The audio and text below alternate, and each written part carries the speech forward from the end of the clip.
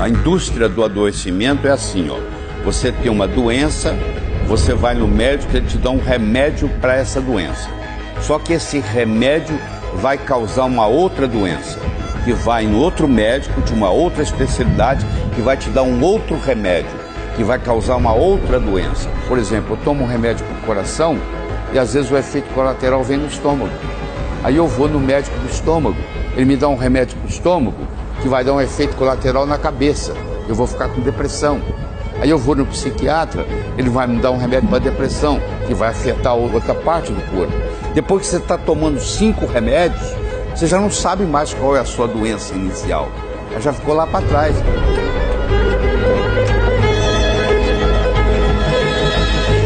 ,85% da verba do SUS é gasta nos últimos 2 anos de vida do brasileiro. Ou seja, o indivíduo vive errado a vida inteira e não vale nada, ele vai morrer de qualquer jeito. E segundo, o remédio não cura nada. O remédio remedia.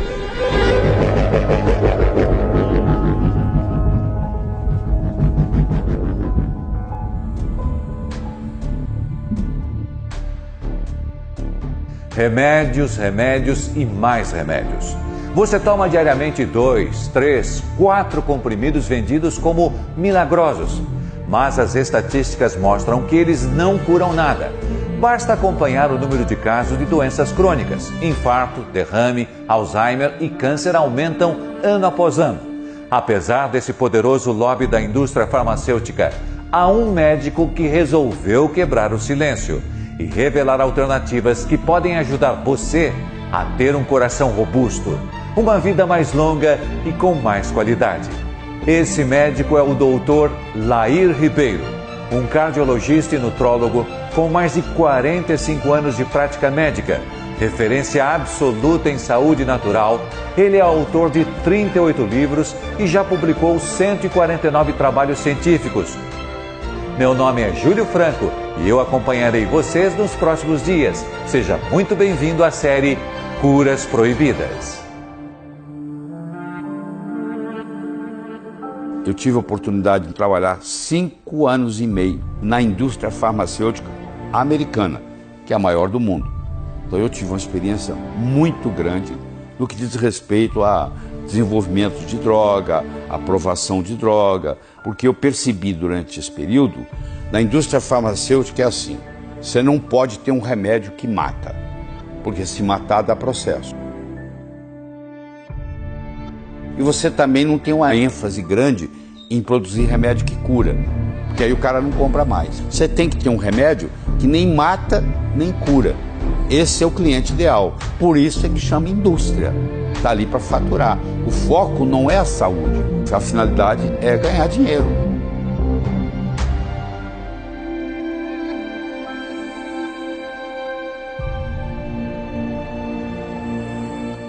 Porque o medicamento é uma coisa meio triste, mas você cria uma dependência dele. Então parece que você nunca vai largar. E eu estava bem ruim. Foi transtorno de ansiedade, síndrome do pânico,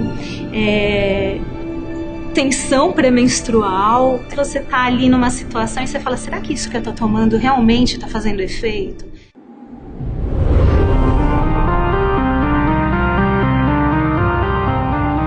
Todo remédio que tem bula, você vai ver que na bula tem os efeitos colaterais. A maioria dos pacientes, se lê a bula, não toma um remédio. Comum, por exemplo, no diabetes tipo 2, que a pessoa toma remédio a vida inteira e a preocupação é baixar a glicemia. E tem vários estudos, o ACCORD, o ADVANCE, o estudo dos veteranos nos Estados Unidos, mostrando que aqueles pacientes que controlaram melhor a glicemia, o açúcar no sangue, morreram mais cedo. Quer dizer, o tratamento foi pior do que a doença.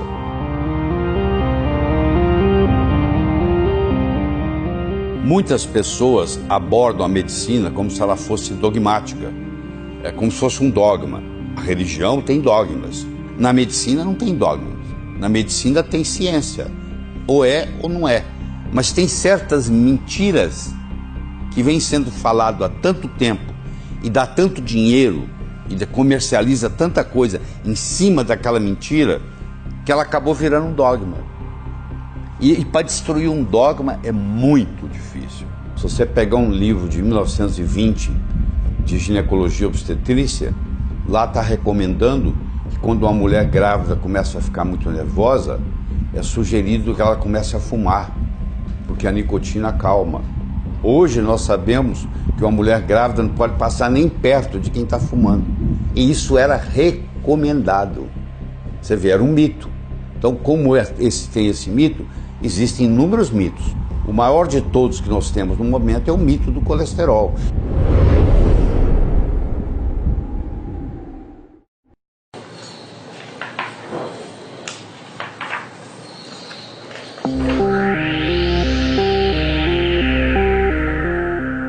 Muitos médicos pensam que colesterol é gordura.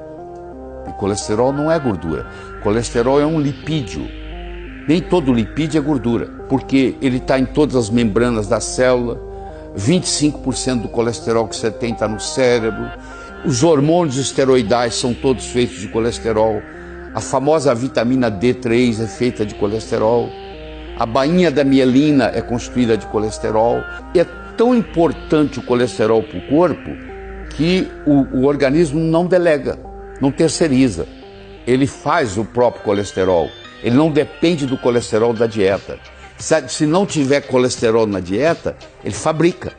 Se o remédio para baixar o colesterol fosse inócuo, se ele não fizesse mal, até tudo bem. Só que eles são venenos.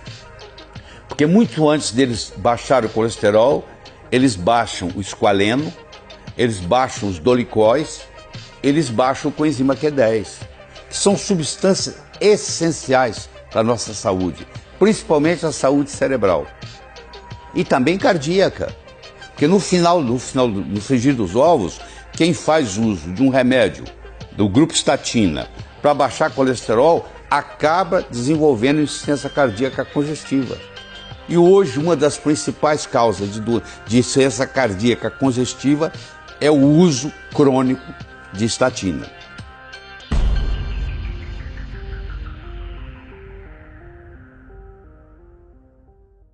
Meu pai, ele vem de uma família de cardíacos. Ele tem 4 irmãos, os 4 infartados. E ele tomava estatina, tomava omeprazol, tomava aqueles... Meu pai também é diabético e ele tomava os remédios da medicina tradicional, mas ele nunca estava bem. E meu pai chegou a infartar. Se esses remédios, se essas coisas fossem boas, não tinha tanta gente infartando. Não tinha tanta gente mal, não tinha tanta gente que está, na verdade, carente de uma medicina realmente de vanguarda. E o colesterol, no fundo, ele é mocinho, ele não é bandido. A cardiologia adotou esse mito. Mas como eu não concordo com essa abordagem, eu sou excluído. Durante muitos anos eu fui convidado para falar no Congresso Brasileiro de Cardiologia, como estrangeiro. Eu vinha dos Estados Unidos, eles pagavam a minha passagem, pagavam o meu hotel, e eu falava no Congresso. Até que um dia, depois de muitos anos, eu resolvi falar que colesterol era mocinho. Nunca mais fui convidado. Deixei de pertencer ao grupo.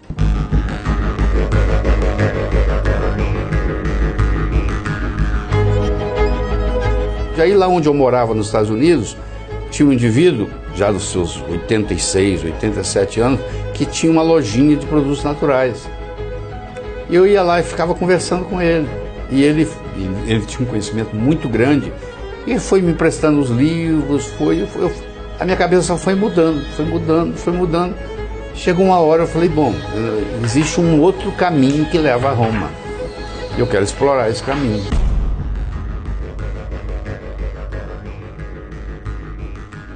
O Dr. Lair Ribeiro mergulhou a fundo nos estudos para encontrar esse outro caminho rumo à saúde verdadeira. Hoje, ele estuda de 8 a 10 horas do seu dia para apresentar alternativas efetivas que não são transmitidas pela mídia tradicional, mas que de fato combatem a causa das suas dores e doenças. No segundo capítulo da série Curas Proibidas, você saberá qual o real gatilho do infarto, do AVC, do diabetes e outras enfermidades graves. Além de conhecer substâncias que podem tratar e reverter problemas de saúde, como pressão alta, arritmia cardíaca e colesterol. Você verá ainda casos de pessoas reais que conseguiram superar as adversidades e que encontraram uma forma de viver livre de preocupação, de forma ativa e com uma saúde vigorosa. Não perca o próximo episódio. Você irá descobrir como viver mais e melhor do que em anos, seguindo os conselhos do Dr. Lair Ribeiro. E não esqueça de contar o que você espera assistir na série Curas Proibidas na caixa de comentários aqui de baixo. Te vejo no próximo capítulo.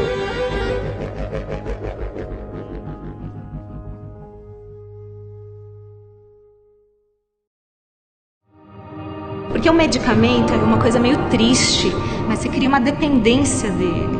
Então parece que você nunca vai largar. E eu tava bem ruim, não conseguia levantar da cama. O que tá acontecendo comigo? Porque você começa também a se culpar, não ter vontade de sair da cama. Não conseguia fazer o movimento de levantar, não fazia.